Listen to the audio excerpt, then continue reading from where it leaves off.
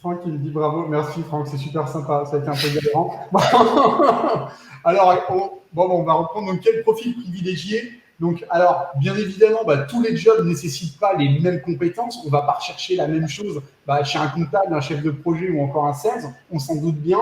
Mais d'un autre côté, il y a quand même certaines compétences qui sont clairement universelles. C'est-à-dire que quand on regarde les compétences qui permettent aux individus de réussir, notamment dans des contextes incertains, on en a 4 qui vont avoir un impact de manière quasi systématique: adaptabilité, agilité intellectuelle, capacité à apprendre, faculté à collaborer, et une créativité qui a souvent un impact, mais pas forcément dans toutes les situations. Mais quand elle a un impact, eh bien, elle va avoir un effet démultiplicateur sur la performance des individus.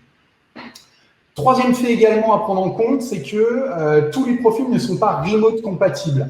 Donc ça peut paraître un détail, on se dit ouais, et alors en fait, le fait est que c'est une pratique qui se développe de plus en plus. Donc il n'y a pas besoin d'être en 100% remote pour le faire. On se rend compte que c'est une véritable attente de la part de certains salariés, et de plus en plus d'entreprises mettent en place des accords pour permettre justement à leurs salariés de travailler à distance.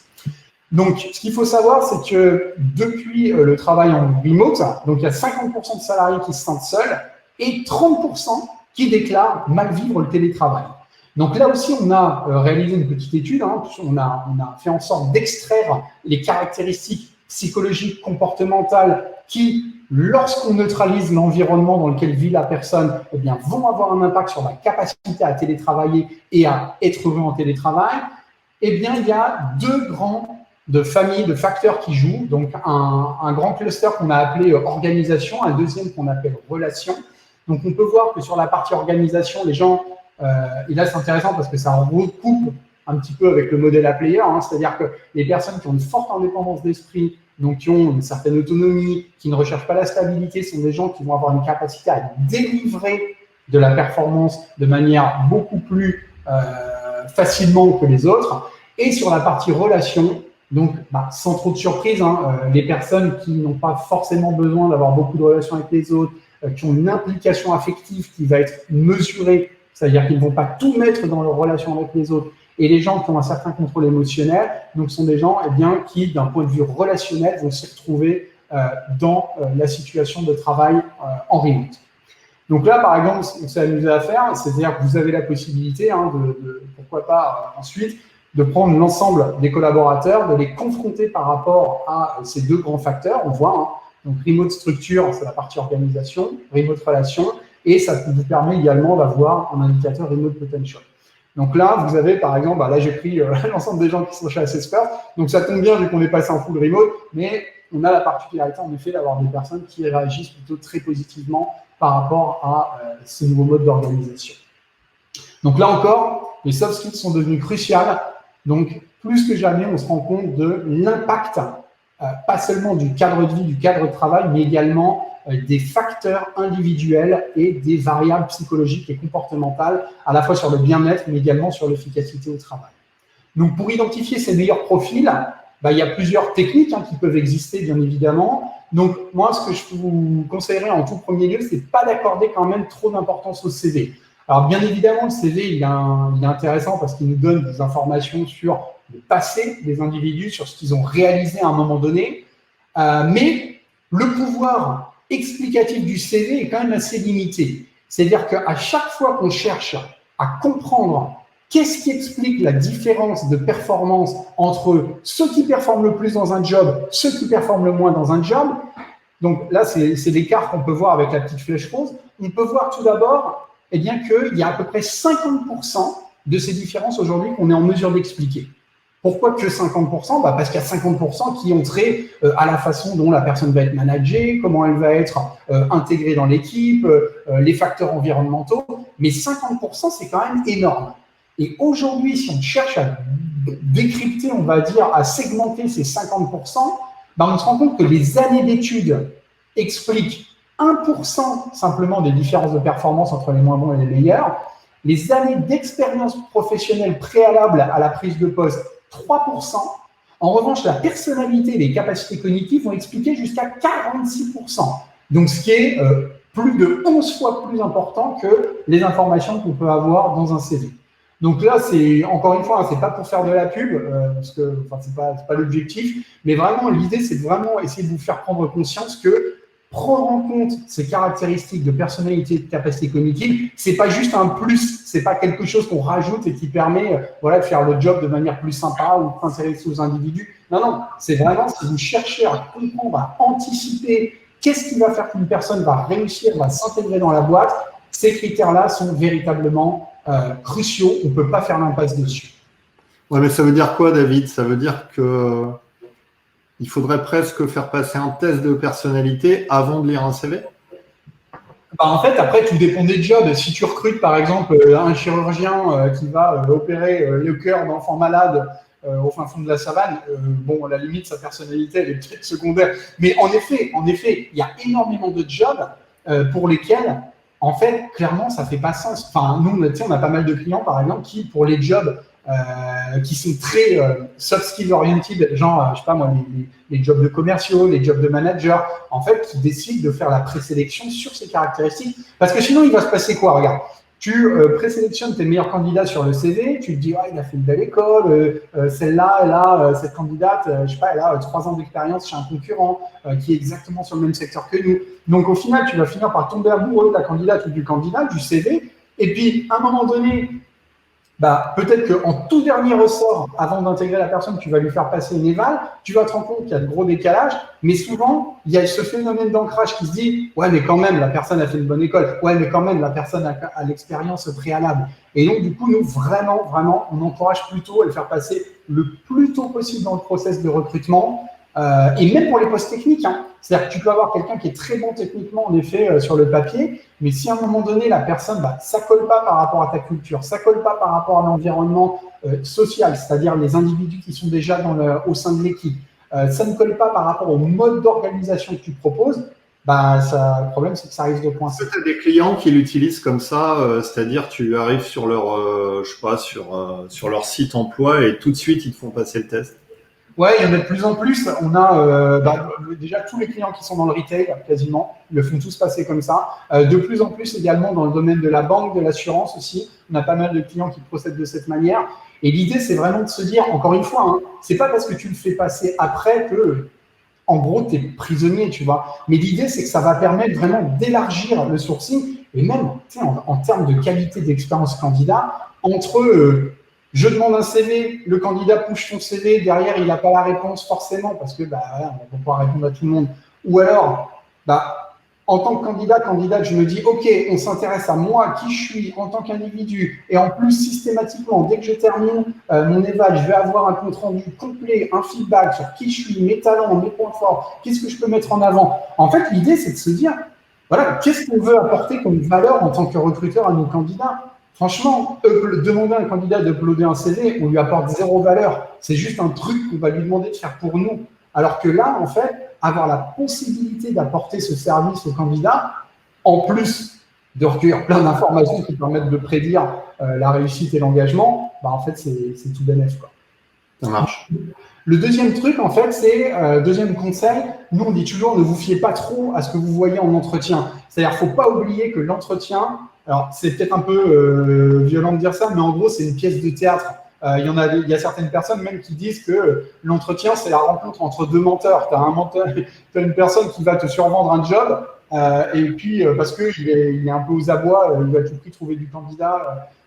Voilà, il faut combler des chaises vides, entre guillemets. Et puis de l'autre côté, on a un autre menteur, une autre menteuse qui est le candidat ou la candidate qui va tout faire pour donner bonne impression. Et est-ce qu'on peut leur en vouloir? Non, bien évidemment, c'est le jeu. Il faut juste être conscient qu'il y a des choses qu'on peut voir dans l'entretien, mais il faut faire gaffe. Il faut faire gaffe pourquoi? Parce que le cerveau, en gros, c'est ce qu'on va utiliser à chaque fois pour analyser les informations qu'on extrait d'un entretien. Hein. C'est-à-dire qu'à un moment donné, tu poses une question d'entretien, le candidat ou la candidate te répond, tu vas computer tout ça. Ouais, sauf qu'aujourd'hui, on sait qu'il y a 188 biais cognitifs qui vont impacter, qui vont jouer, qui vont infléchir en fait la façon dont on va analyser l'information, enfin capter l'information, analyser l'information, la retenir et la façon également dont on va prendre nos décisions. Alors, Ouais. Est-ce que tu peux détailler l'intégralité de ce slide, David, s'il te plaît? Écoute, ça va être avec plaisir, mais on va peut-être plutôt l'envoyer par mail pour les personnes qui le souhaitent. N'hésitez pas à le demander. Non, en fait, le truc, tout ça pour dire que, tu sais, quand tu te dis, ouais, mais moi, je sens bien les candidats, oui, mais moi, quand même, le feeling. Non, mais le feeling, en fait, c'est la combinaison de ces 188 facteurs qui vont être, voilà, qui vont jouer en gros sur la manière dont on capte l'info et dont on la traite et dont on prend nos décisions. À un moment donné, se dire, moi, je suis meilleur que les autres, moi, tout ça, ça ne m'impacte pas, bah, ce qu'il faut savoir, c'est que c'est un de ces 188 biais-là. C'est-à-dire qu'il y a un biais intellectuel qui consiste à penser qu'on est moins que les autres sujets aux différents biais cognitifs. Donc 188, vraiment, retenez ce numéro-là, parce que vraiment, c'est quelque chose, à mon avis, qui doit être... Ce que tu veux dire, c'est que, par exemple, moi, demain, si je fais passer des entretiens et que je me dis, tiens, j'ai un bon feeling avec tel candidat, ouais. C'est une connerie, en fait. Alors, c'est une connerie. Non, c'est pas une connerie dans le sens où ton ressenti, c'est une réalité. Je veux dire, personne ne peut nier le fait que si toi, à un moment donné, tu as un bon feeling, tu le sens, bah, c'est bien. Mais est-ce que le fait de sentir la personne, c'est un indicateur fiable de la capacité de la personne ultérieure à réussir, à être engagée, à collaborer avec les personnes avec lesquelles elle va travailler au quotidien? Tu vois ce que je veux dire? C'est-à-dire que déjà, bah, après on le sait tous, voilà, on va pas faire la leçon aux recruteurs, ils savent très bien, ils recrutent pas pour eux, ils recrutent pour les autres. Ça, il n'y a aucun sujet là-dessus. Mais simplement, à un moment donné, on peut être tenté de se dire, ouais, mais je l'ai vraiment bien senti, cette personne. Et tu vois, c'est tellement ancré. Mais c'est humain, ça aussi, hein, c'est un biais humain qui fait qu'on a du mal à se départir de ce qu'on se ressent. Mais il faut juste arriver à faire la distinction entre je ressens des choses, j'ai un feeling par rapport à un candidat, une candidate, et bah, c'est quoi le lien entre le fait d'avoir ce feeling et le fait que la personne va cartonner une fois qu'elle sera dans la boîte. Ouais. Donc nous, ce qu'on conseille, c'est de s'appuyer sur de la data de qualité, et j'ai souligné le mot de qualité en jaune, hein, je l'ai surligné. Pourquoi? Parce que ce qui compte, on entend beaucoup, de toute façon, il y a 20 000 boîtes voilà, qui proposent des services, des solutions qui se basent sur l'intelligence artificielle, les algorithmes, le machine learning, blablabla. Mais en fait, ce qui compte, c'est pas d'avoir une démarche orientée data. Ce qui compte, c'est d'avoir une démarche qui s'appuie sur des data de qualité. Et encore une fois, on l'a vu, s'appuyer sur les critères qu'on va avoir dans le CV. Vous pouvez mettre toute l'intelligence artificielle que vous voulez, des systèmes de neurones multicouches pour analyser tout ça. Si à un moment donné, la donnée d'entrée n'est pas bonne, la donnée de sortie ne sera pas bonne non plus.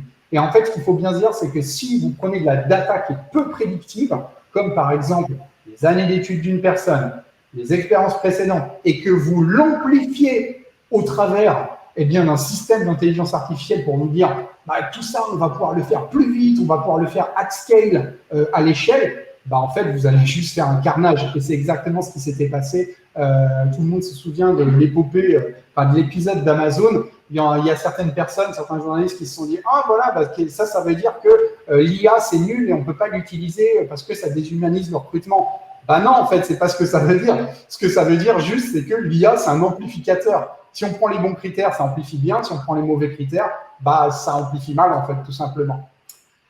Enfin, pour terminer, donc, quelle stratégie on peut utiliser pour attirer les meilleurs? Donc, première chose, donc une fois, il faut bien comprendre, les soft skills, c'est important, et de toute façon, on voit bien l'impact que ça a sur la réussite et l'engagement. Mais la première chose à faire, c'est de faire un vrai bilan sur votre attractivité. Donc là, j'ai listé deux, trois petites questions que vous pouvez vous poser. C'est tout con, hein, mais quelle est la raison d'être de mon entreprise? Ma mission est-elle suffisamment excitante? Ça peut paraître débile, on se dit, bah oui, la mission de ma boîte, mais par exemple, je sais pas, la mission d'assesseur, si on la décrit en disant, bah nous, en fait, notre rôle, c'est de vendre des tests de recrutement. Enfin, t'excites personne, il n'y a aucun candidat qui va être excité par ça. Si jamais on dit, voilà, notre rôle, c'est de permettre aux entreprises, aux individus, d'identifier, de comprendre en quoi ils sont uniques et d'inspirer chacun à exprimer son plein potentiel de manière à leur permettre à chacun de créer une vraie différence au quotidien, bah là, tu as un truc qui est un peu plus inspirant. Tu te dis, je vais avoir un vrai rôle. En fait, quelque part, cette boîte, elle fait le bien, en fait. C'est pas juste une boîte qui est là pour me proposer un job et puis c'est tout, quoi.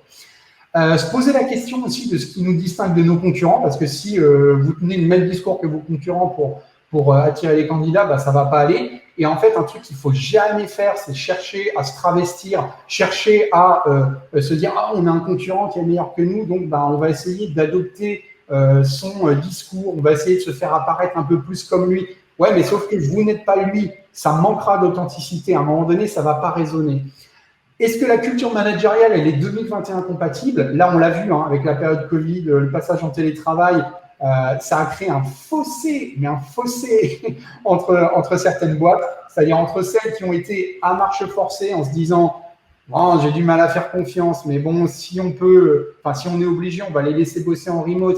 Et chaque fois que les gens étaient en remote, le manager qui passait un coup de fil à 10 heures pour voir si les gens étaient réveillés, ce genre de truc. En fait, ça, c'est plus possible. Il faut bien se dire que les attentes des collaborateurs ont changé. Ça a créé cette histoire de Covid, une sorte de Big Bang, à la fois d'un point de vue professionnel, mais aussi personnel. Tout le monde a revu ses valeurs, tout le monde a revu ses priorités. Et en fait, en vrai, il n'y a plus grand monde qui a envie de bosser dans un environnement de type command and control.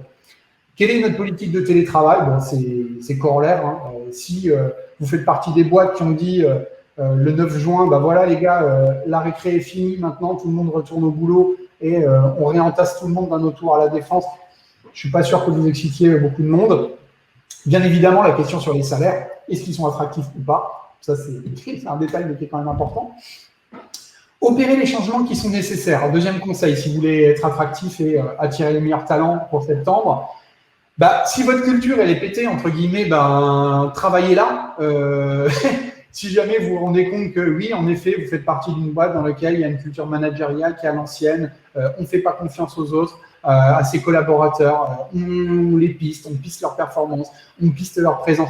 À un moment donné, ça ne va pas aller. Et des fois, plutôt que de se dire on n'a pas ça sur quoi on peut bosser, non, peut-être que ça, en fait, c'est le chantier prioritaire. Changer la façon de parler de la boîte. Encore une fois, je vous donne un exemple tout à l'heure, mais n'importe quelle entreprise, que vous vendiez des boîtes de conserve ou que vous vendiez j'en sais rien, des services, des voyages, peu importe, on peut trouver une façon de parler de sa boîte de manière enthousiasmante et de sa mission. Changez votre façon de considérer le talent. Non, sortir de HEC ou de l'ESSEC ou je ne sais pas quoi, ça n'est pas gage de réussite ultérieure dans votre boîte. Avoir 5 ans d'expérience préalable dans le même domaine que vous, dans le même job pour lequel vous recrutez, non, ce n'est pas gage de réussite. Ça permet de prédire 3% de la différence entre les meilleurs et les moins bons. Diversifiez vos canaux de sourcing. Donc ça, on voit encore pas mal de boîtes qui ont l'habitude de taper les 5 meilleures écoles de commerce ou d'ingénieurs.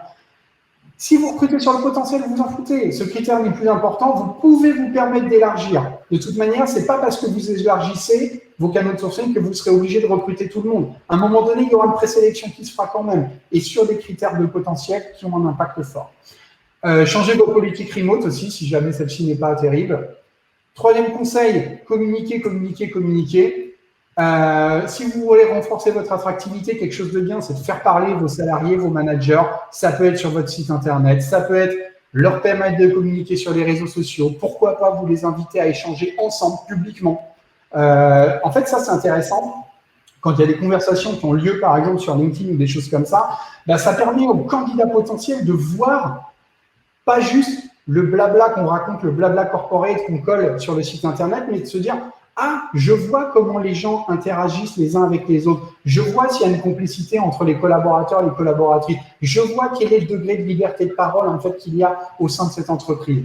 Et donc, je sais qu'il y a certaines boîtes qui sont un peu réticentes à le faire, qui font même signer des chartes sur comment on doit s'exprimer sur les réseaux sociaux ou autres. Franchement, on a tout à gagner à faire confiance à ses collaborateurs, collaboratrices sur ce point-là. Parce que ça va avoir un impact sur la manière dont vous serez perçu par les candidats potentiels. Diffusez votre why. On va en parler, la mission de la boîte, c'est toujours la même chose. Partagez vos succès, mais vos moments de doute également, parce que aller sur LinkedIn toute la journée pour voir des gens dire voilà, on a signé tel client, on est les meilleurs du monde, c'est bien, mais c'est pas un problème d'apparaître comme étant humain en fait. C'est pas un problème si jamais vous faites part de vos doutes, des difficultés que vous avez. Bon, après, si vous partagez que ça, c'est sûr, ça reste bizarre. Mais en tout cas, opter pour l'authenticité, en fait, c'est toujours un pari gagné. Rédiger des offres d'emploi sur lesquelles vous aimeriez tomber, ça c'est un truc tout bête, mais à un moment donné, vous rédigez une offre d'emploi, vous la lisez à haute voix. Si vous vous dites, moi, c'est pas mal, en fait, c'est que ça va pas. Si vous êtes excité et que vous dites, Waouh, purée, ça sonne bien. Putain, c'est excitant. Bah, là, en fait, vous tenez le début de quelque chose. Et communiquer également votre vision pour le futur. Ça peut être votre vision de votre marché. Ça peut être la manière dont vous voyez le talent. Ça peut être peu importe. Mais en fait, les gens aiment suivre les leaders. Les gens ont besoin d'avoir une vision à laquelle ils adhèrent. Ils ont besoin de pouvoir être emmenés, en fait, par un discours. D'autant plus dans un environnement, on l'a vu au début, où il y a une très forte incertitude. À un moment donné, on a besoin de points de repère, on a besoin de rattacher à quelque chose. Et si vous avez une vision enthousiasmante, si vous avez la capacité à la communiquer de manière inspirante, croyez-moi, vous allez attirer les collaborateurs, les collaboratrices dont vous avez besoin. Quatrième point, donc soyez prêts à recruter les meilleurs profils où qu'ils soient. Le talent n'a pas de genre, pas d'âge, pas de couleur, pas de pédigré. Donc ça ne sert à rien de se dire on va se limiter à 2 job boards, on va se limiter à 3 écoles. Vraiment, ouvrez le plus large possible. Faites la cooptation, faites des nouveaux partenariats avec des nouvelles écoles. Il y a plein d'écoles super sympas maintenant, justement. Je pense à la Rocket School, par exemple, qui va former des personnes pour les métiers de demain, notamment les métiers sur le digital, et qui recrute entre guillemets ces étudiants exclusivement sur la partie soft skills. En vrai, ils ont fait la présélection pour vous. Franchement, c'est hyper intéressant. Souvent, en plus, vous avez des gens qui sont en période, en reconversion professionnelle, donc hautement motivés à réussir. Donc vraiment, diversifier les canaux de sourcing. Et dernier conseil que je vous donnerai, c'est prêter une attention toute particulière, encore une fois, aux soft skills. Ça fait 3 fois que je la mets cette slide-là, mais vraiment, elle est importante. Pourquoi? Parce que, en définitive, comme on dit, hein, at the end of the day, en fait, c'est les gens qui font le succès, qui font ou défont le succès de votre boîte, en fait. Et donc, à un moment donné, on a vu les caractéristiques psychologiques comportementales, elles expliquent une grande part de la capacité des individus à réussir à faire corps dans votre entreprise, à se sentir intégrés, à leur capacité à délivrer le meilleur. Vous pouvez continuer à recruter sur le CV, sur des critères qui vous rassurent, qui rassurent vos managers. Mais au final, c'est l'envie, ce sont les qualités on a vu, de créativité, de capacité à collaborer, la résilience. C'est tout ça qui est important. Donc vraiment, ne faites pas l'impasse sur ces critères.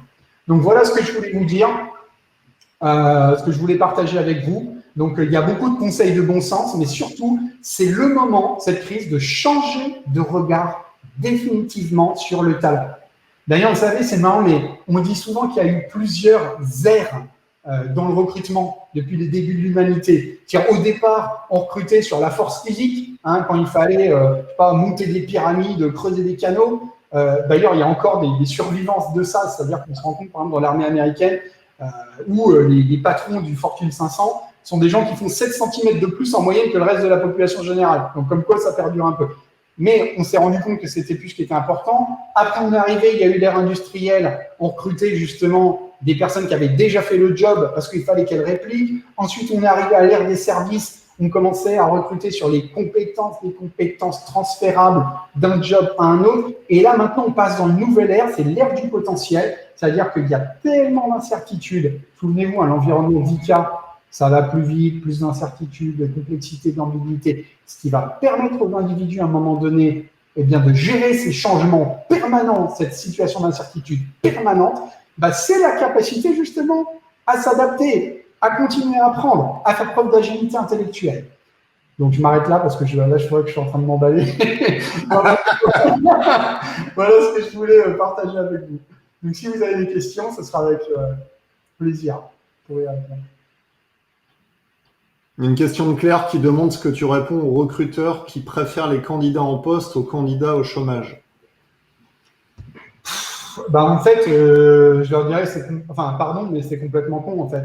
C'est-à-dire que là aussi, hein, il y a des études qui sont réalisées. Je crois que c'est aux États-Unis, ils ont mené une grosse étude là-dessus. J'ai plus la boîte en tête, mais je pourrais la retrouver, et qui montrait que des personnes qui avaient eu des périodes d'inactivité n'étaient, au final, une fois qu'elles étaient placées dans le bon environnement, dans le bon job, à la bonne place, dans un contexte qui va permettre, l'éclosion en fait de leur talent, elles sont pas plus mauvaises que les autres. Et parfois même, ce sont des personnes qui peuvent avoir une motivation supplémentaire parce qu'elles sont dans une situation qu'elles souhaitent quitter. Mais encore une fois, hein, c'est toujours la même chose, c'est bien comprendre quels sont les critères qui vont avoir un impact sur la réussite et se dire tout le reste, On s'en fout. Quand j'évalue mes candidats, si jamais le fait d'avoir été au chômage ou pas ne joue pas, bah, on ne le prend pas en compte. Tout comme ça ne viendrait pas à l'idée de se dire je vais prendre une femme plutôt qu'un homme ou un homme plutôt qu'une femme, ou alors il faut quelqu'un qui ait 32 ans et 4 mois parce que sinon ça ne va pas aller. En fait, il faut mettre tout ça de côté, quoi. Et encore une fois, enfin, il y a peut-être un truc aussi qu'il faut avoir en tête, c'est que tous ces stéréotypes qu'on a là, de se dire ouais, mais je préfère une grande école, ouais, mais je préfère 4 ans d'expérience préalable. Pourquoi en fait les gens ils ont ça dans la tête? C'est parce que, en fait, le talent, le potentiel, les soft skills, l'habilité intellectuelle, en fait, ça se voit pas. Ça se voit pas. Alors certes, ça se voit pas sur un CV, mais ça ne se voit pas en fait. Et donc le truc, c'est que c'est à vous en tant que recruteur de rendre ça visible. Et quoi de mieux pour rendre ça visible que de mettre de la donnée dessus, que de mettre des chiffres dessus. Des fois, on se dit, je sais qu'il y a des recruteurs des fois qui disent ouais, mais moi, je suis convaincu, mais les managers pour lesquels je recrute, eux ou elles, ils sont pas vraiment, voilà, ils sont attachés au CV. Mais ils sont attachés au CV parce qu'ils n'ont rien d'autre en fait. Le jour où vous leur montrez justement des résultats d'évaluation et que vous êtes capable de leur démontrer par A plus B que cette personne-là, elle a le potentiel, cette personne-là, elle est résiliente, cette personne-là, elle est créative, cette personne-là, elle est structurée, cette personne-là, elle a une forte capacité à collaborer, bon, ils s'en foutront du CV en fait. Parce qu'au final, un manager, c'est pas bête. Je veux dire, eux, ils sont concrets, ils sont pragmatiques. Ils savent quand ils bossent au quotidien avec leurs collaborateurs, collaboratrices. Ils voient bien qu'il y a des différences. Ils voient bien que ces différences, elles tiennent majoritairement à la personnalité des individus. Le seul problème, c'est qu'ils ne savent pas comment l'évaluer pendant l'entretien de recrutement. Donc, c'est à vous là-dessus, moi, je pense, d'être en De toute façon, le CV aujourd'hui, c'est assez compliqué. Quand tu as 10 CV sur la table, en général, tu as 10 photocopies quasiment aujourd'hui. Carrément, je te jure, un peu. Et le CV, et en plus, enfin, franchement, vous êtes recruteur, recruteuse, là, derrière vos écrans, enfin, si vous parlez un peu de votre job, vous avez 10 potes qui vont vous demander, quand ils recherchent un job, qui vont vous dire « Ah, tu peux jeter un œil sur mon CV, ah, tu peux me donner des conseils ?» Mais il n'y a aucune raison pour que vos candidats ne fassent pas la même chose, en fait. En vrai, le CV des individus, il n'y en a pas un sur deux qui rédige son CV lui-même, en plus. Donc, c'est un exercice, en fait. C'est juste un exercice, le CV aujourd'hui. Alors, si le recrutement se pose de plus en plus sur les soft skills, que pensez-vous des tests de perso? Ouais, style comme le disque, les trucs comme ça. Ouais, en fait, le truc, c'est que, en fait, ce que j'en pense des tests de perso, je vais pas vous dire que c'est nul, en fait. C'est-à-dire, moi, c'est ce qu'on fait chez Assessfirst. Mais le truc, c'est qu'après, il faut bien se dire que quand on a dit test de perso, c'est comme quand on dit moyen de locomotion. De quoi on parle? On parle d'une voiture, on parle d'une voiture électrique, on parle d'un train, d'un avion à réaction. Non, mais après, Sylvie a parlé couleur, disque, je pense que non, mais clairement, mais là où je vais en dire… Pour moi, c'est pas des tests de perso, ça, c'est plus des tests d'équipe. Ouais, c'est exactement ça. C'est-à-dire qu'il y a des tests comme ces outils qui ont été cités, donc qui sont plus des outils qui permettent de valider en gros le mode de fonctionnement des individus. Mais en fait, si on veut faire du recrutement, notamment du recrutement prédictif, il faut être beaucoup plus précis que ça. Et donc là, il faut opter pour ce qu'on appelle une approche par trait. C'est-à-dire, par exemple, si vous utilisez un test qui est très connu, comme le MBTI, vous avez 16 grands types. Non, l'humanité n'est pas découpée en 16 grands types, c'est faux en fait. Vous n'avez pas 16 cases dans lesquelles vous pouvez mettre 7 milliards de personnes. Alors que quand vous avez une approche par trait, par exemple, vous avez 20 traits de personnalité et chaque individu peut être plus ou moins sur chacun de ces traits, ça donne une vision quand même beaucoup plus en finesse, beaucoup plus en subtilité en fait de ce qu'est un être humain, donc du coup, beaucoup plus précise et beaucoup plus prédictive. Tu peux reciter les 5 compétences universelles? Ouais, carrément. En fait, les 5 compétences qui étaient universelles, 5 compétences qui étaient universelles, on va y retrouver, pardon, je vais vous les mettre là, comme ça vous les aurez. Hop là, tac, tac, tac. Hop, elles sont ici. Donc, on a l'adaptabilité. Donc, quand on parle d'adaptabilité, c'est vraiment une adaptabilité, pas seulement intellectuelle, mais également émotionnelle. OK ? Donc, agilité intellectuelle, donc ça, c'est la capacité à manipuler plusieurs éléments d'information en simultané, la faculté à apprendre, très important parce que on va tous être amenés à apprendre beaucoup plus que ce qu'on faisait avant. Je vous donne juste un chiffre qui était sorti dans le World Economic Forum. en fait, sur ce qu'on appelle l'obsolescence des compétences. Aujourd'hui, en 2021, une compétence, ça dure 3 ans maximum au plus haut niveau. OK? Alors, ça veut dire qu'au-delà de 3 ans, il faut la mettre à jour. De toute façon, l'environnement change tellement vite qu'on est obligé de se mettre, de s'updater. En 1983, une compétence a duré 30 ans. Réfléchissez bien à ça. C'est assez ouf. Ça veut dire quoi? Ça veut dire qu'aujourd'hui, par rapport à 1983, une personne qui arrive sur le marché de l'emploi, elle devra apprendre 10 fois plus, se réinventer 10 fois plus souvent qu'on était obligé de le faire quand on bossait en 1983. Donc ça, si on en est encore à se dire, ouais, la capacité à apprendre, ça va, c'est pas grave, la personne, elle a fait une bonne école. Bah non, en fait. Enfin, en fait, tout ça, c'est valable 3 ans. Faculté à collaborer et puis la créativité. Donc, un impact, pas sur tous les jobs, mais lorsqu'elle a un impact, elle va avoir un impact extrêmement fort. Ça marche. Est-ce que tu peux nous redonner la vision et la définition des A-players, comme le début du webinaire a été un peu haché, comme ça on l'aura proprement? Oui, carrément. Donc, les A-players, donc c'est une sous-catégorie, un sous-ensemble, on va dire, de la population générale, qui est marquée, entre autres, par ses compétences clés, c'est-à-dire on va y retrouver donc, des capacités intellectuelles, enfin d'agilité intellectuelle supérieure à la moyenne. On va y trouver tout ce qui a trait au leadership aussi, qui n'est pas là-dedans, mais on a du leadership. Donc, la capacité comment dire, ce qu'on appelle nous prendre l'ascendance, c'est-à-dire se positionner en tant que leader, communiquer sa vision de manière inspirante.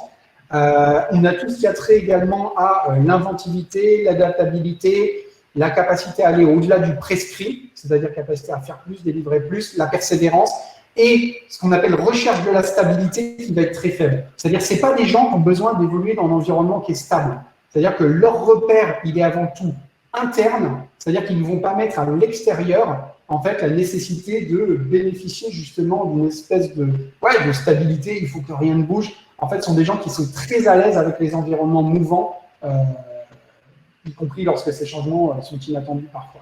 Alors, bien évidemment, les entreprises ne vont pas recruter que des A-players, David. Non, c'est pas possible. Non, c'est pas possible. Mais après, rien n'empêche, lorsque l'on recrute des individus, de se dire, en fait, le premier truc à faire, c'est de se dire, mais c'est quoi qui est important pour ce job? C'est quoi qui est important pour nous? Et en fait, c'est un truc tout bête, hein, mais nous, on a pas mal de clients, en fait, ce qu'ils font, c'est que, bien sûr, ils utilisent tous ces tests et tout pour recruter, mais la première chose à faire, si on peut, c'est d'évaluer les gens, en fait, qui sont en interne dans la boîte, de faire un petit audit et de se dire, par exemple, tiens, j'ai, je sais pas moi, une équipe de 25 personnes. J'évalue ces 25 personnes. Je sais dans la boîte, dans cette équipe, qui sont les personnes qui performent le plus, celles qui performent le moins, celles qui sont dans la culture, celles qui sont un peu en décalage. Une fois qu'on a ces éléments-là, c'est ultra facile d'identifier ce qu'on appelle les prédicteurs de la réussite et de l'engagement. Ça marche. Je vous ai mis le lien là si vous voulez tester l'application d'Assess First. Là. Je crois qu'il y a un compte d'essai de 14 jours, ouais. Mais moi, ce que je conseille toujours aux recruteurs, à la limite, si ça les intéresse, ils peuvent cliquer, là, ça leur fait un compte d'essai, mais surtout, c'est de passer l'évaluation eux-mêmes déjà. C'est-à-dire que ça leur donnera une bonne idée de l'expérience candidat, en fait, et de se dire, c'est toujours la même chose, hein. Moi, j'insiste toujours là-dessus, c'est quelle expérience je veux faire vivre à mes candidats? Quelle est la valeur en tant que recruteur qu'on apporte à nos candidats? Est-ce que, à la fin de la candidature, je les aurais fait progresser, ou est-ce que juste, je leur aurais fait faire une tâche un peu saoulante, quoi, comme mettre à jour son CV, l'uploader.